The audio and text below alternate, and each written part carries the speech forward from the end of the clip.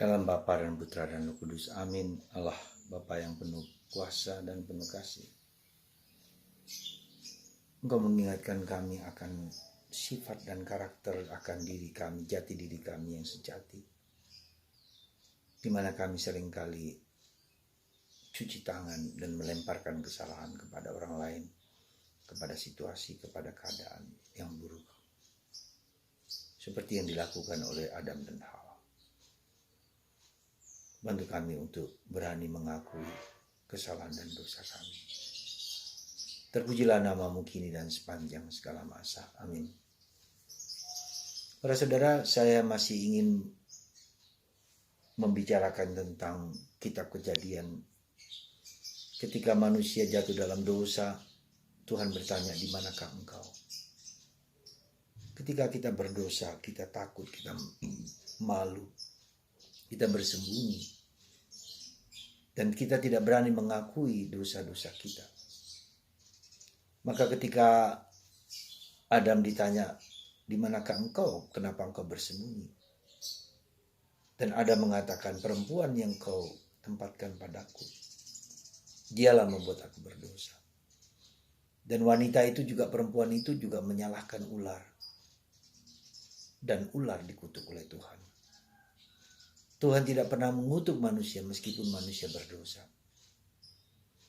Tetapi ada sesuatu yang menarik. Apakah Tuhan tidak tahu bahwa manusia berdosa dengan mengambil buah pohon ara, buah pohon yang dilarang? Itu buat pengetahuan.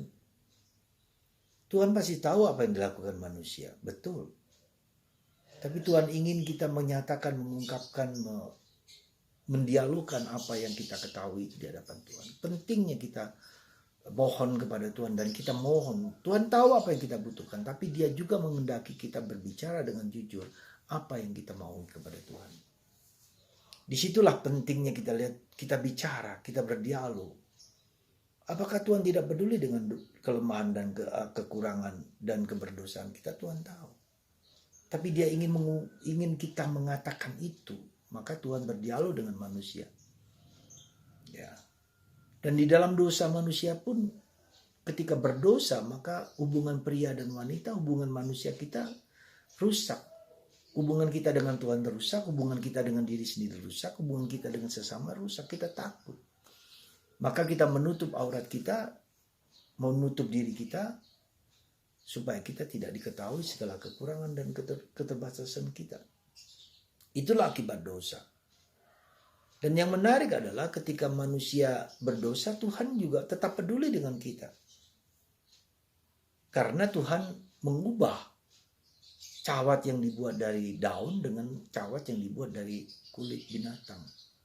Jadi ketika cawat dibuat dari daun, tentu saja kualitasnya tidak bagus. Tapi ketika dibuat dari kulit binatang, itu menunjukkan bahwa sesuatu yang lebih tinggi daripada daun.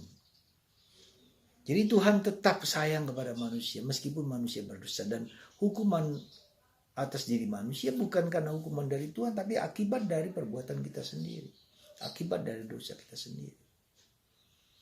Jadi kalau kita perhatikan kitab Kejadian, jatuhnya manusia dalam dosa itu bukan karena Tuhan benci, bukan karena Tuhan tidak cinta, tapi karena perbuatan kita sendiri melanggar perintah Tuhan, menjauhkan diri dari Tuhan. Dan di situ menarik juga, Tuhan mengatakan mengadakan permusuhan antara keturunanmu dan keturunannya, antara keturunan iblis dan keturunan wanita Hawa, yaitu Yesus dan Bunda Maria. Jadi inilah bagian yang disebut proto-evangelium, artinya Injil sudah ada dalam perjanjian lama, tipologinya sudah ada, sudah direncanakan. Tuhan sudah menjanjikan bahkan ada keturunan Maria, keturunan Hawa, keturunan manusia ya dalam diri Yesus dan Bunda Maria yang mengalahkan kuasa kegelapan. Ketika manusia pertama itu mendengarkan suara malaikat yang nakal, itu iblis, Maria kedua dan wanita kedua adalah Maria yang mendengarkan suara malaikat agung. Jadi satu sisi tidak taat, yang satu sisi taat. Dan inilah kunci dari keselamatan itu. Kita taat kepada kehendak Tuhan. Kita taat kepada malaikat yang baik, bukan kepada malaikat yang jahat. Dan itulah peranan Yesus, peranan Bunda Maria yang kita kagumi dalam diri Maria dan Yesus. Jadi saudaraku terkasih, Hawa, Eve, ya, lalu menjadi Eva, ya, menjadi Ave. Eva perjanjian lama, kita perjanjian Ave, Bunda Maria. Jadi kita bersyukur kepada Tuhan, kita mempunyai seorang ibu yang menganugerahkan keselamatan dengan putra Yesus.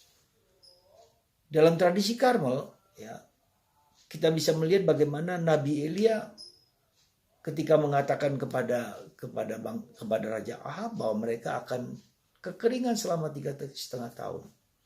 Dan ketika Elia berdoa di atas gunung Karmel, dia bersujud di atas gunung itu dan meminta bujangnya untuk melihat di lautan itu.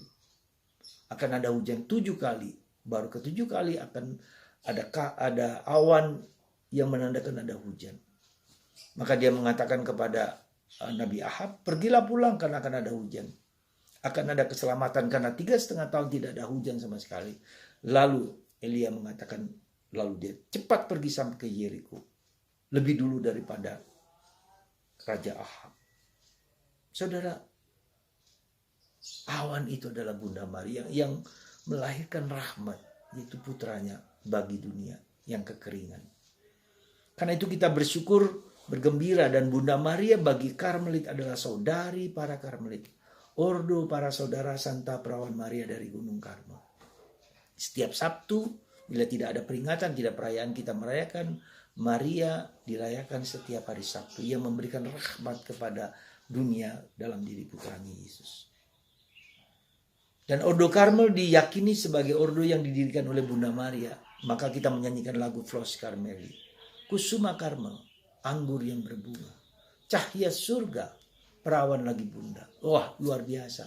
Yang ditulis oleh Santo Simon Stok ketika dia sedih Ordo Karmel, para Karmelit akan habis. Dia mohon kepada Bunda Maria. Dan dia menuliskan lagu Flos Karmeli itu dalam puisi lalu dinyanyikan. Dan itulah lagu kebangsaan para Karmelit. Kami bersyukur sebagai saudara-saudari Santa Perawan Maria. Ciptaan Tuhan yang paling indah. Ciptaan Tuhan yang berkorelasi dengan Tritunggal. Maria adalah putri Allah, putri Bapa.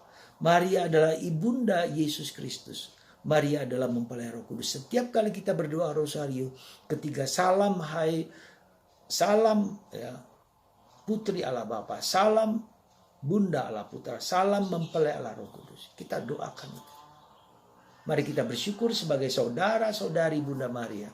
Mari kita bersyukur bahwa Tuhan memberikan Maria kepada kita supaya kita tidak hanya berdevosi kepada Maria, tetapi karakter sifat Maria menjadi sifatku. Semoga Maria, kita menjadi Maria-Maria yang lain dalam hidup kita.